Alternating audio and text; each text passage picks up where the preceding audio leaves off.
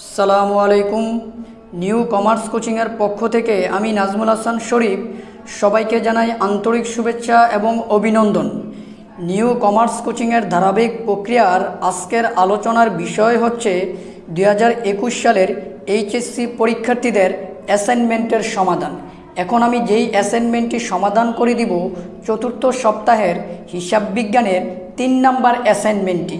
প্রিয় শিক্ষার্থীরা, গতকাল তোমাদের চতুর্থ সপ্তাহের অ্যাসাইনমেন্ট প্রকাশ হয়েছে। এখন আমি এটি সমাধান করে দিব। দেখো, আমি প্রশ্নটা নিয়ে আসছি। তো প্রশ্নের লেখাগুলো খুবই ছোট, তোমাদের বুঝতে একটু কষ্ট হবে, তারপরেও তোমরা কষ্ট করে বুঝে নিও। এখন আমি পড়ব, আমার সাথে তোমাদের প্রশ্নটা মিলিয়ে নিবা। দেখো, এই জায়গায় বলছে বিষয় হিসাব বিজ্ঞান, অ্যাসাইনমেন্ট নম্বর 3। তার মানে এটা হিসাব বিজ্ঞানের 3 নাম্বার অ্যাসাইনমেন্ট। তৃতীয় অধ্যায় ব্যাংক সমন্বয় বিবরণী, অর্থাৎ হিসাব বিজ্ঞান প্রথম পত্রের তৃতীয় অধ্যায়। এটা হচ্ছে অধ্যায়ের শিরোনাম। তাহলে অ্যাসাইনমেন্টের শিরোনাম কোনটা হবে?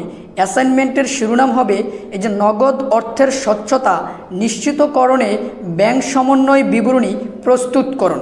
এবার এই জায়গায় একটা সহায়ক তথ্য দেওয়া আছে, মানে উদ্দীপক। তো উদ্দীপকটা এখন আমি পড়ব, কারণ এইটার আলোকে আমাদেরকে প্রশ্ন সমাধান করতে হবে। দেখো, এই জায়গায় বলছে 2021 সালের 30 জুন তারিখে সবুজ ট্রেডার্সের নগদান বই এবং ব্যাংক বিবরণীর উদ্বৃত্তের মধ্যে গরমিল পরিলক্ষিত হয়।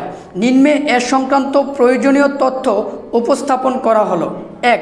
নগদান বই অনুযায়ী ব্যাংক জমা অতিরিক্তের পরিমাণ 60,000 টাকা। 2. 15,000 টাকা ও 20,000 টাকার দুটি ইস্যুকৃত চেকের মধ্যে দ্বিতীয় চেকটি 30 জুনের মধ্যে পরিশোধের জন্য ব্যাংকে উপস্থিত হয়নি।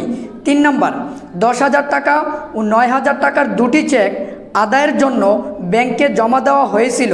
30 জুনের মধ্যে প্রথম চেকটি ব্যাংক কর্তৃক আদায় হয়নি। 4 নম্বর, ব্যাংক কর্তৃক লভ্যাংশ আদায় 5,000 টাকা নগদান বইতে লেখা হয়নি। 5 নম্বর, প্রদেয় হিসাবের 10,000 টাকা ব্যাংক কর্তৃক পরিশোধিত হয়েছে, যা নগদান বইতে লেখা হয়নি। 6 নম্বরটা খুবই গুরুত্বপূর্ণ একটা এন্ট্রি, মনোযোগ দিয়ে বুঝো। প্রাপ্য হিসাবের নিকট থেকে প্রাপ্ত 2,000 টাকার একখানি চেক নগদান বইতে ভুলে 2 বার ক্রেডিট করা হয়েছে, অথচ ব্যাংক বিবরণীতে যথারীতি ক্রেডিট করা হয়েছে। 7 নম্বর, ব্যাংক জমা অতিরিক্তের সুদ 5,000 টাকা, যা নগদান বইতে লেখা হয়নি। তো প্রিয় শিক্ষার্থীরা, এই হচ্ছে সহায়ক তথ্য। এখন আমরা চলে যাব নির্দেশনায়। আমাদেরকে কি কি নির্দেশ দিয়েছে? নির্দেশনার ভিতরে প্রথমে বলছে ব্যাংক সমন্বয় বিবরণী তৈরি করার উদ্দেশ্য বর্ণনা করো। 2 নম্বরে বলছে নগদান বই ও ব্যাংক বিবরণীর উদ্বৃত্তের গরমিলের কারণ চিহ্নিতকরণ। 3 নম্বরে বলছে নগদান বইয়ে লেনদেন লিপিবদ্ধকরণ, ব্যাংক সমন্বয় বিবরণী প্রস্তুতকরণ। এবার আমি তোমাদেরকে নির্দেশকটা কি বলছে ওইটা বুঝিয়ে দিব। নির্দেশক মানে যে সৃজনশীল প্রশ্নগুলো আমরা সমাধান করব। প্রথমে বলছে ক নম্বরে ব্যাংক সমন্বয় বিবরণী তৈরি করার উদ্দেশ্য বর্ণনা, আর পারদর্শিতার মাত্রায় বলছে 4টি উদ্দেশ্য সঠিকভাবে বর্ণনা করতে হবে। খ নম্বরে বলছে নগদান বই ও ব্যাংক বিবরণীর উদ্বৃত্তের গরমিলের কারণ, এ জায়গায় 6টি কারণ সঠিকভাবে ব্যাখ্যা করতে হবে। গ নম্বরে বলছে সহায়ক তথ্যের ভিত্তিতে নগদান বইতে লিপিবদ্ধ হয়নি এরূপ লেনদেনের দাখিলা প্রস্তুত করো। দাখিলা মানে জাবেদা, যেই এন্ট্রিগুলো নগদান বইতে লিপিবদ্ধ হয়নি এরূপ 4টি দাখিলা সঠিকভাবে আমাদেরকে দিতে হবে। তারপরে সহায়ক তথ্যের ভিত্তিতে ব্যাংক সমন্বয় বিবরণী প্রস্তুতকরণ, যথাযথভাবে ব্যাংক সমন্বয় বিবরণীটা সঠিক হতে হবে। এই ছিল প্রশ্নের ধরন। এবার আমি চলে যাব সমাধানে। দেখো প্রিয় শিক্ষার্থীরা, এই জায়গায় সমাধানটাতে কি বলছে? সমাধানের ভিতরে আমি প্রথমে যেটা করব, কভার পেজের পরে এইরকম একটা পেজ আমি দিব। এতে লেখা থাকবে বিষয় হিসাব বিজ্ঞান, শিরোনামটা লেখা থাকবে বিষয় কোড। এবার আলোচ্য বিষয়গুলো আমি এই জায়গায় তুলব, যেই বিষয়গুলো আমি আলোচনা করব। যেহেতু তোমাদেরকে ক খ লিখতে বোর্ড থেকে না করে দিয়েছে, এখন তোমরা যদি কেউ লিখতে চাও তাহলে অবশ্যই তোমাদের কলেজের শিক্ষকের সাথে কথা বলে নিবা। যদি তারা পারমিশন দেয় তাহলে অবশ্যই তুমি ক খ এবং নীলকালি ব্যবহার করতে পারবা, আর যদি পারমিশন না দেয় তাহলে এই দুইটা থেকে বিরত থাকবা। তো আসো চলে যাই আমরা সমাধানে। তো দেখো প্রিয় শিক্ষার্থীরা, প্রথমে এই জায়গায় বলছে ব্যাংক সমন্বয় বিবরণী তৈরির 4টি উদ্দেশ্য। তো আমি ব্যাংক সমন্বয় বিবরণী তৈরির 4টি উদ্দেশ্য এখন কি করব? বর্ণনা করব। 1 নম্বর উদ্দেশ্যটা হচ্ছে গরমিলের কারণ উদ্ঘাটন। আমরা সবাই জানি যে ব্যাংক সমন্বয় বিবরণীর মাধ্যমে আমরা সহজে গরমিলের কারণ কি করতে পারি, উদ্ঘাটন করতে পারি। এই ব্যাংক সমন্বয় বিবরণীটা প্রস্তুত করা হয় নগদান বই এবং পাস বই, এই দুইটা বইয়ের ভিতরে গরমিলের কারণগুলো উদ্ঘাটন করার জন্য। 2 নম্বর নির্ভুলতা পরীক্ষা। তো নগদান বইটা ব্যাংক সমন্বয় বিবরণীটা তৈরি করার উদ্দেশ্য কি? দেখো এই জায়গায় বলছে নগদান বই এবং ব্যাংক বিবরণীর নির্ভুলতা পরীক্ষা করার জন্য ব্যাংক সমন্বয় বিবরণী প্রস্তুত করা হয়। 3 ভুল ত্রুটি উদ্ঘাটন। ভুল ত্রুটি উদ্ঘাটন করা এই বিবরণী প্রস্তুতের অন্যতম উদ্দেশ্য। নগদান বইতে বা বিবরণীতে কোনো ভুল থাকলে তা এই বিবরণী প্রস্তুতের মাধ্যমে উদ্ঘাটন এবং সংশোধন করা যায়। তার মানে আমরা যদি ব্যাংক সমন্বয় বিবরণী তৈরি করি তাহলে আমরা ভুল ত্রুটি সহজেই উদ্ঘাটন করতে পারবো এবং সেই ভুল ত্রুটি সংশোধন করতে পারবো। এবার আসো 4 নম্বর উদ্দেশ্যটা কি? 4 নম্বর উদ্দেশ্যটা হচ্ছে নিরীক্ষকের সন্তুষ্টি। দেখো নিরীক্ষকের সন্তুষ্টি বলতে কি বোঝাচ্ছে? হিসাব নিরীক্ষার সময় নিরীক্ষক উদ্ধৃতপত্রে প্রদর্শিত ব্যাংক উদ্বৃত্তের সঠিকতা পরীক্ষার জন্য এই বিবরণী পরীক্ষা করেন। সুতরাং নিরীক্ষকের সন্তুষ্টির জন্য এই বিবরণী প্রস্তুত করা দরকার। তার মানে এই 4টা উদ্দেশ্য আমরা লিখলাম। এখন তুমি চাইলে এই 4টা উদ্দেশ্যের বাইরেও আরও যে কতগুলো উদ্দেশ্য আছে সেগুলো লিখতে পারো। এই 4টা লিখতে হবে এমন কথা না, তুমি ভিন্ন 4টাও লিখতে পারো। এবার সুপ্রিয় শিক্ষার্থীরা আমরা চলে যাব 2 নম্বর প্রশ্নে। 2 নম্বর প্রশ্নটা এই জায়গায় বলছে নগদান বই এবং ব্যাংক বিবরণীর উদ্বৃত্তের গরমিলের কারণ। নগদান বই এবং ব্যাংক বিবরণী এই দুইটার মধ্যে অনেকগুলো কারণে গরমিল হয়। সে কারণগুলো কি? এখন আমরা 6টি কারণ উল্লেখ করব। তো প্রথমে আমি একটা ভূমিকা দিছি, দেখো আমানতকারী তার ব্যাংক সংক্রান্ত লেনদেন নগদান বইতে এবং ব্যাংক কলামে লিপিবদ্ধ করেন। অনুরূপভাবে ব্যাংক ওই লেনদেনগুলো মক্কেলের হিসাব বিবরণীতে লিপিবদ্ধ করে থাকেন। কোনো নির্দিষ্ট তারিখে নগদান বহির ব্যাংক কলামের উদ্বৃত্ত ও মক্কেলের হিসাব বিবরণীর উদ্বৃত্ত সমান হওয়ার কথা থাকলেও তা বাস্তবে নাও হতে পারে। যে সমস্ত কারণে দুটি হিসাবে গরমিল দেখা দেয় তা নিম্নে বিস্তারিত আলোচনা করা হলো। কোন কোন কারণগুলোর কারণে আমাদের গরমিল হয়? 1 জমাকৃত চেক। দেখো প্রিয় শিক্ষার্থীরা, জমাকৃত চেক, দেখো এই জায়গায় কী বলছি আমি, আমানতকারী চেকের টাকা আদায়ের জন্য ব্যাংকে প্রেরণ করলে তিনি তার নগদান বহির ব্যাংক কলামের ডেবিট পাশে লিপিবদ্ধ করে রাখেন। ফলে নগদান বহিতে ব্যাংক কলামের ব্যালেন্স বেড়ে যায়। মনে করো আমরা চেক আদায়ের জন্য ব্যাংকে জমা দিছি, জমা দেওয়ার পরে আমি কিন্তু নগদান বইতে সেটা লিখে ফেলছি, কিন্তু ব্যাংক যদি সেটা আদায় করতে না পারে তাহলে ব্যাংক কিন্তু আমার হিসাবে সেটা লিপিবদ্ধ করবে না, যার কারণে ব্যাংক এবং আমার মধ্যে একটা গরমিল হতে পারে। এটাই হচ্ছে তার প্রথম কারণ, জমাকৃত চেক। তো দেখো তারপরে কি বলছে, তো জমাকৃত চেকের আরও কিছু অংশ কিন্তু এই জায়গায় আছে, দেখছো। তারপরে আসো 2 নম্বর হচ্ছে ইস্যুকৃত চেক। প্রিয় শিক্ষার্থীরা, আমরা চেক ইস্যু করি পাওনাদারের বরাবর। তো আমি যদি পাওনাদারের বরাবর চেক ইস্যু করি তাহলে ইস্যু করার সাথে সাথেই আমি আমার নগদান বইতে আমি কিন্তু টাকাটাকে কমিয়ে ফেলি, কিন্তু যেই পাওনাদারকে আমি চেকটা দিছি ওই পাওনাদার যদি চেক ব্যাংকে উপস্থাপন না করে তাহলে ব্যাংক কিন্তু আমার হিসাব থেকে টাকা কমাবে না। তো দেখো চেক দেওয়ার পরে আমি টাকা কমিয়ে ফেললাম আর ব্যাংক কমায়নি, তাহলে আমাদের দুইজনের মধ্যে কি সৃষ্টি হলো? গরমিল সৃষ্টি হলো। তো এই জায়গায় আমি সুন্দর করে লিখে রাখছি, তোমরা এই লেখাটা লিখে দিবে, ইস্যুকৃত চেক। 3 নাম্বার ব্যাংক কর্তৃক সরাসরি আদায়। কিছু কিছু সময় ব্যাংক আমাদের হয়ে প্রাপ্য হিসাবের কাছ থেকে বা বিভিন্ন পক্ষের কাছ থেকে আমাদের হিসাবে টাকা আদায় করে ফেলে, কিন্তু আমরা না জানার কারণে আমরা কি করি? নগদান বইতে সেটা লিপিবদ্ধ করি না, কিন্তু ব্যাংক ঠিকই আমার হিসাবে সেটা লিপিবদ্ধ করে দিছে। এই কারণে ব্যাংকার আমার মধ্যে কি তৈরি হইতে পারে? একটা গরমিল তৈরি হইতে পারে। তো এই জায়গায় দেখো আমি সুন্দর করে লিখে দিছি, সেটা তোমরা কি করবা? লিখে নিবা। দেখো আমি বলছি ব্যাংক আমানতকারীর পক্ষে লভ্যাংশ ও বিনিয়োগের সুদ প্রাপ্য হিসাবের টাকা সরাসরি আদায় করে আমানতকারীর হিসাবে ক্রেডিট করে, মানে ব্যাংক আদায় করে সেটা আমার হিসাবে ক্রেডিট করে দেয়, কিন্তু আমি না জানার কারণে সেটাকে আমি কি করি না? নগদান বইতে লিপিবদ্ধ করি না। এই জন্য আমাদের মধ্যে একটা কি হয়? গরমিল হয়। তারপরে দেখো প্রিয় শিক্ষার্থীরা, 4 নম্বর গরমিলটা হচ্ছে ব্যাংক কর্তৃক সরাসরি পরিশোধ।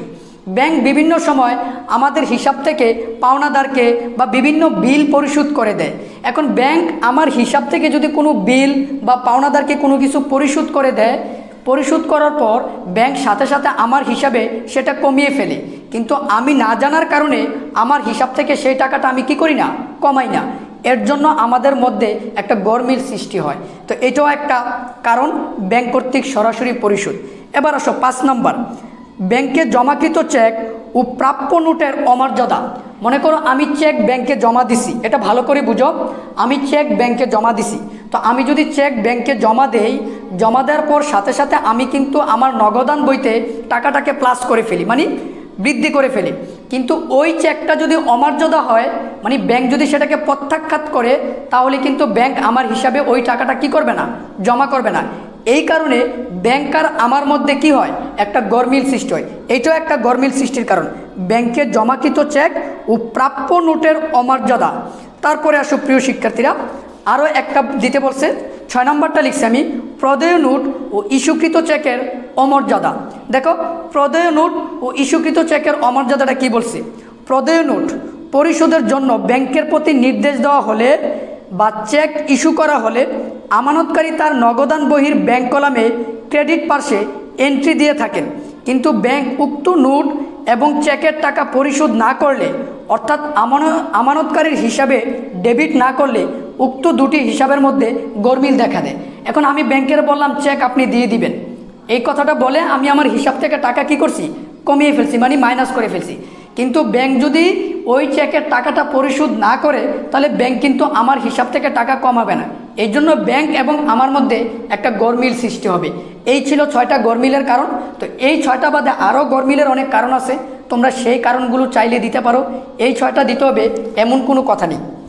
এবার আসো প্রিয় শিক্ষার্থীরা, আমি চলে যাব তার পরের প্রশ্নে। পরের প্রশ্নটাই বলছে যে দেখো, সহায়ক তথ্যের ভিত্তিতে নগদান বইতে লিপিবদ্ধ হয়নি এমন লেনদেনের জাবেদা। এই জায়গায় যেই এন্ট্রিগুলো দিছে, দেখো এইখানে যেই এন্ট্রিগুলো আছে, এই এন্ট্রিগুলোর মধ্যে যেই এন্ট্রিগুলো নগদান বইতে লিপিবদ্ধ হয়নি এরূপ লেনদেনের সাধারণ জাবেদা দিতে বলছে। তো তোমরা প্রথমে লিখে নিবা, সবুজ ট্রেডার্স 2021 সালের 30 জুন সহায়ক তথ্যের ভিত্তিতে নগদান বইতে লিপিবদ্ধ হয়নি এমন লেনদেনের জাবেদা। জাবেদার গড় 5টি, তারিখ, বিবরণ, খতিয়ান পৃষ্ঠা, ডেবিট টাকা, ক্রেডিট টাকা। যেহেতু এই অঙ্কে কোনো তারিখ নেই, এই জন্য আমি দিলাম ক্রমিক নং, যেহেতু আমরা সিরিয়াল অনুযায়ী লিখব। এবার দেখো 4 নম্বর এন্ট্রিটা, এই যে 4 নম্বর এন্ট্রিটা, এটা বলছে ব্যাংক কর্তৃক লভ্যাংশ আদায় 5000 টাকা, নগদান বইতে লেখা হয়নি।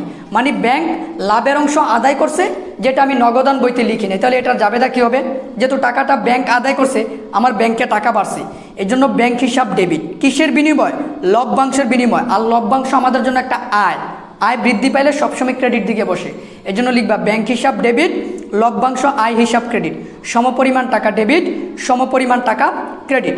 এবার কারণটা এই জায়গায় লিখবা ব্যাংক কর্তৃক লভ্যাংশ আদায়। এবার আসো 5 নম্বর এন্ট্রিটা কি বলছে, এই যে প্রদেয় হিসাবের 10,000 টাকা ব্যাংক কর্তৃক পরিশোধ হয়েছে, যা নগদান বইতে লেখা হয়নি। মানে ব্যাংক আমার এক পাওনাদারকে টাকা পরিশোধ করে দিছে, কিন্তু এটা আমি নগদান বইতে লিখতে ভুলে গেছি। তো এটার জাবেদা কি, যেহেতু প্রদেয় হিসাবকে দিছে, তাহলে পাওনাদারের পরিমাণ কমে গেছে, এই জন্য পাওনাদার হিসাব ডেবিট, কারণ দায় কমে গেছে, পাওনাদার হিসাব ডেবিট অথবা প্রদেয় হিসাব ডেবিট। এবার টাকাটা কিন্তু কমছে ব্যাংক থেকে, এই জন্য ব্যাংক হিসাব ক্রেডিট, সমপরিমাণ টাকা ডেবিট, সমপরিমাণ টাকা ক্রেডিট। কারণ লিখবা প্রদেয় হিসাবকে ব্যাংক কর্তৃক পরিশোধ। এবার আসো 6 তারিখের এন্ট্রিটা। এই 6 তারিখের এন্ট্রিটা একটু দ্বিধাদ্বন্দ্বের একটা এন্ট্রি, কারণ এই এন্ট্রিটা খুবই গুরুত্বপূর্ণ। দেখো এই জায়গায় কী বলছে, প্রাপ্য হিসাবের নিকট থেকে প্রাপ্ত 2000 টাকার একখানি চেক নগদান বইতে ভুলে 2 বার ক্রেডিট করা হয়েছে। এটার মানে হচ্ছে আমরা একজন প্রাপ্য হিসাবের কাছ থেকে একটা চেক পেয়েছি, তো আমরা চেক পাইলে কিন্তু নগদান বইতে আমরা কি করি, ডেবিট করে থাকি, মানে প্লাস করে থাকি। তো আমরা কি করছি, এই 2000 টাকা প্লাস না করে আমি 2000 টাকা ক্রেডিট করছি, এটার মানে হচ্ছে মাইনাস করছি 2 বার। তাহলে আমি কিন্তু এরকম 2000 টাকা করে 2 বার মাইনাস করছি। তো প্রিয় শিক্ষার্থীরা, 2000 টাকা করে যদি 2 বার আমি আমার হিসাব থেকে মাইনাস করি, তাহলে আমি কয় হাজার টাকা মাইনাস করে ফেললাম, 4000 টাকা। কিন্তু কথা ছিল যে এটা আমার হিসাবে প্লাস করার, কিন্তু আমি যে 4000 টাকা এই জায়গায় মাইনাস করলাম, আর কথা ছিল 2000 টাকা প্লাস করলাম, প্লাস করার কথা ছিল। তাহলে টোটাল কয় হাজার টাকা হয়, 4000 আর 2000, 6000 টাকা আমাকে প্লাস করতে হবে। এই জন্য জাবেদা হবে ব্যাংক হিসাব ডেবিট, প্রাপ্য হিসাব ক্রেডিট। কারণ প্রাপ্য হিসাবের নিকট হতে প্রাপ্ত চেক ভুলে নগদান বইতে 2 বার ডেবিট করা হয়েছে। যদি তোমরা এই জায়গায় 2000 দাও তাহলে কিন্তু অঙ্কটা ভুল হবে। এই জায়গায় 2000 কোনোভাবেই হবে না। আমার তো 2000 প্লাস করার কথা ছিল, কিন্তু আমি প্লাস না করে আরও 4000 টাকা মাইনাস করে রাখছি। তো এই মাইনাসের 4000 টাকা করে আমার 4000 টাকা, আর ওইদিকে প্লাস করতে হবে আরও 2000 টাকা। টোটাল এখন আমার জাবেদাটা হবে 6000 টাকার। এই জন্য আমি দিচ্ছি ব্যাংক হিসাব ডেবিট, প্রাপ্য হিসাব ক্রেডিট। এবার আসো লাস্ট আরেকটা এন্ট্রি আছে, ব্যাংক জমা অতিরিক্তের সুদ 5000 টাকা, যা নগদান বইতে লেখা হয়নি। এটার মানে হচ্ছে ব্যাংক জমা অতিরিক্তের সুদ, মানে ব্যাংক আমার সুদ কেটে নিছে কিন্তু নগদান বইতে লেখা হয়নি। এই জন্য আমি লিখছি ব্যাংক জমা অতিরিক্তের সুদ হিসাব ডেবিট, ব্যাংক হিসাব ক্রেডিট। কারণ এটা আমার জন্য ব্যয় আর আমার ব্যাংকের থেকে টাকা কমে গেছে, এর জন্য ব্যাংক হিসাব ক্রেডিট। সমপরিমাণ টাকা ডেবিট, সমপরিমাণ টাকা ক্রেডিট। এবার আসো কারণ কি দিবা, কারণ জমা অতিরিক্তের সুদ কর্তন বা দেওয়া হলো, এই হচ্ছে জাবেদা। এবার তোমরা চাইলে এই জায়গায় টাকাটার যোগফল তোমরা দিতে পারো। যদি কেউ যোগফল না দাও তাহলেও হবে, আর যদি তুমি যোগ করে দাও তাহলে হবে, এটা নিয়ে কোনো দ্বিধাদ্বন্দ্ব নাই। এবার সুপ্রিয় শিক্ষার্থীরা আমরা চলে যাব পরের প্রশ্নে। পরের প্রশ্নটা খুবই গুরুত্বপূর্ণ। পরের প্রশ্নটা এই জায়গায় আমাদেরকে বলছে একটি ব্যাংক সমন্বয় বিবরণী তৈরি করতে। তো দেখো এই জায়গায় যে আমরা ব্যাংক সমন্বয় বিবরণী করব, আমরা প্রচলিত পদ্ধতিতে একজের পদ্ধতিতে একটা ব্যাংক সমন্বয় বিবরণী কি করব, প্রস্তুত করব। আর ব্যাংক সমন্বয় বিবরণী প্রস্তুতের সময় আমাদের প্রথম যেই এন্ট্রিটা থাকবে মানে উদ্বৃত্তটা, ওইটাই গুরুত্বপূর্ণ। তো যারা আমার এই চ্যানেলের ব্যাংক সমন্বয় বিবরণীর অধ্যায়ের ভিডিওগুলো দেখছো তারা অবশ্যই জানো যে আমি কোন পদ্ধতিতে ব্যাংক সমন্বয় করিয়ে থাকি, মানে কোন সিস্টেমে। সেটা হচ্ছে দেখো আমি সবসময় এই লেখাটা অনুসরণ করি, সেটা হচ্ছে নগদান বই অনুযায়ী ব্যাংক জমার উদ্বৃত্ত, পাস বই অথবা ব্যাংক বই অনুযায়ী ব্যাংক জমার অতিরিক্ত। এই দুইটা লাইন দিয়ে যদি অঙ্কটা শুরু হয় তাহলে আমি ব্যাংকের মতো হব। এটার মানে হচ্ছে মানে ব্যাংক যা করবে আমিও তা করব। ব্যাংক যদি টাকা প্লাস করে আমিও টাকা প্লাস করব, ব্যাংক যদি টাকা মাইনাস করে আমিও টাকা মাইনাস করব। কিন্তু যদি এই দুইটা এন্ট্রি দিয়ে শুরু হয়, নগদান বই অনুযায়ী ব্যাংক জমার অতিরিক্ত অথবা পাস বই অথবা ব্যাংক বই অনুযায়ী ব্যাংক জমার উদ্বৃত্ত, এই দুইটা লাইন দিয়ে যদি অঙ্কটা শুরু হয় তাহলে ব্যাংক আমার মতো হবে। এটার মানে হচ্ছে আমি টাকা প্লাস করলে ব্যাংকও প্লাস করবে, আমি মাইনাস করলে ব্যাংকও মাইনাস করবে। এই জিনিসটা তোমরা মাথায় রাখবা। তো এবার সুপ্রিয় শিক্ষার্থীরা আমরা দেখি তো এই 4টা লাইনের ভিতরে আমাদের যে অঙ্কটা আমরা করব, এই অঙ্কে কোন উদ্বৃত্তটা দেওয়া আছে। নগদান বই অনুযায়ী ব্যাংক জমা অতিরিক্তের পরিমাণ। তাহলে দেখো তো নগদান বই অনুযায়ী ব্যাংক জমার অতিরিক্ত, এটার মানে হচ্ছে ব্যাংক আমার মতো হবে, মানে আমি যা করব ব্যাংকও তা করবে। আমি যদি টাকা বাড়াই ব্যাংকও টাকা বাড়াবে, আমি যদি টাকা কমাই তাহলে ব্যাংকও টাকা কমাবে। এবার সুপ্রিয় শিক্ষার্থীরা এই জিনিসটাকে লক্ষ্য করে উদ্দেশ্য করে আমরা এখন অঙ্কটা সমাধান করব। তো চলো আমরা অঙ্কটা সমাধান করি। প্রথমে আমরা প্রতিষ্ঠানের নাম লিখব সবুজ ট্রেডার্স, 2021 সালের 30শে জুন ব্যাংক সমন্বয় বিবরণী। এবার আসো বিবরণ টাকা টাকা। এবার তোমরা যেই উদ্বৃত্তটা দেওয়া আছে সেটা প্রথমে লিখে নিবা। নগদান বই অনুযায়ী ব্যাংক জমা অতিরিক্তের পরিমাণ 60,000 টাকা। এবার এটার মানে হচ্ছে ব্যাংক আমার মতো হবে, মানে আমি টাকা বাড়ালে ব্যাংকও বাড়াবে, আমি যদি টাকা কমাই তাহলে ব্যাংকও কমাবে। এবার আসো প্রথম এন্ট্রিটা তো আমরা লিখলাম। 2 নম্বর এন্ট্রিটা কি বলছে? 2 নম্বর এন্ট্রিটা বলছে একটু লক্ষ্য করো যে 15,000 টাকা ও 20,000 টাকার দুটি চেকের মধ্যে দ্বিতীয় চেকটি 30শে জুনের মধ্যে পরিশোধের জন্য ব্যাংকে উপস্থিত হয়নি। এটার মানে হচ্ছে আমরা দুইটা চেক ইস্যু করছি, 15,000 টাকার 20,000 টাকার দুইটা চেক ইস্যু করছি, যে আমরা এর মধ্যে দ্বিতীয় চেকটি ব্যাংকে উপস্থিত হয়নি, মানে আমরা যাকে চেক দিছি ওই ব্যক্তি চেকটা ব্যাংকে উপস্থাপন করেনি। এটার মানে হচ্ছে কি যে দুইটা চেক যখন আমরা ইস্যু করছি তখন সাথে সাথে আমি আমার হিসাব থেকে টাকা কিন্তু মাইনাস করে ফেলছি। এই যে দেখো সাথে সাথে আমি আমার হিসাব থেকে দুটোটা চেকের টাকা মাইনাস করে দিছি, কিন্তু ব্যাংক কি দুইটা চেকের টাকা মাইনাস করছে না, ব্যাংক কিন্তু একটা চেকের টাকা মাইনাস করছে, আরেকটা চেকের টাকা ব্যাংকে মাইনাস করে নেয়, ব্যাংক মাইনাস করে নেয়। কারণ হচ্ছে ওই চেকটা ব্যাংকে উপস্থিত হয় নাই। তো আমি কিন্তু ব্যাংকের চেয়ে বেশি কমাই রাখছি, আমি কিন্তু ব্যাংকের চেয়ে বেশি কমাই রাখছি। এখন ব্যাংক কী করবে, আমার দিকে অনুসরণ করবে, আমাকে অনুসরণ করবে। এখন ব্যাংকেরও কী করতে হবে, ওই টাকাটা মাইনাস করতে হবে, এই জন্য টাকাটা বিয়োগের ঘরে বসবে। এই যে দেখো, ইস্যুকৃত চেক ব্যাংকে উপস্থিত হয়নি, হ্যাঁ, তারপরে এই জায়গায় রোমান সংখ্যা দিয়ে 1 লিখবা, আর যেহেতু এটা ওই জায়গায় সিরিয়ালের 2 নম্বর ছিল, এই জায়গায় 2 দিবা, দিয়ে টাকাটা এই জায়গায় লিখে দিবা। কোন চেকটা, 2 নম্বর চেকটা। এই যে দেখো, এই যে প্রথম চেকটা কিন্তু ব্যাংকে উপস্থিত হয়েছে, তার মানে ব্যাংকও কমাইছে, আমিও কমাইছি। আর এইটা 20,000 টাকা আমি কমাইছি কিন্তু ব্যাংক কমায়নি, এজন্য এখন ব্যাংক কী করবে, বিয়োগের ঘরে লিখবে, মানে এটা এখন বিয়োগের ঘরে লিখতে হবে। এই যে লিখে দিলাম বিয়োগের ঘরে। এবার আসো, তারপরে 3 নম্বর, 10,000 টাকা ও 9,000 টাকার দুটি চেক আদায়ের জন্য ব্যাংকে জমা দেওয়া হয়েছিল। 30শে জুনের মধ্যে প্রথম চেকটি ব্যাংক কর্তৃক আদায় হয়নি। দেখো, এই দুইটা চেক আমি ব্যাংকের বলছি আদায় করার জন্য, আমি কিন্তু আমার হিসাবে টাকাটা প্লাস করে দিছি, দুটোটা চেকের টাকা। কিন্তু ব্যাংক এই দুইটার মধ্যে কি করছে, প্রথম চেকটা আদায় করতে পারেনি, মানে এই চেকটা, প্রথম চেকটা ব্যাংক আদায় করেনি। 9,000 টাকার চেক যেটা, এটা ব্যাংক আদায় করছে। তাহলে ব্যাংকের থেকে আমার সাথে গরমিল কিন্তু এই যে কয় হাজার টাকা, 10,000 টাকা। এটার মানে হচ্ছে ব্যাংক থেকে আমি 10,000 টাকা বেশি লিখে রাখছি। এখন ব্যাংকও কী করবে, আমার মতন হবে, তার মানে ব্যাংকেরও এখন এই টাকাটা কী করতে হবে, প্লাস করতে হবে। তাহলে এটা আমরা এখন প্লাসের ঘরে লিখবো, মানে যোগের ঘরে লিখবে। যে দেখো, আমি লিখছি এই জায়গায় রোমান সংখ্যা 1 দিছি, আদায়ের জন্য চেক ব্যাংকে জমা দান কিন্তু ব্যাংক কর্তৃক আদায় হয়নি, সিরিয়াল নাম্বার 3 ছিল, এই জায়গায় 3 দিছি, টাকা হচ্ছে 10,000 টাকা। এবার আসো প্রিয় শিক্ষার্থীরা, চলে যাই তারপরের প্রশ্নে। তারপরের প্রশ্নটা বলছে ব্যাংক কর্তৃক লভ্যাংশ আদায়।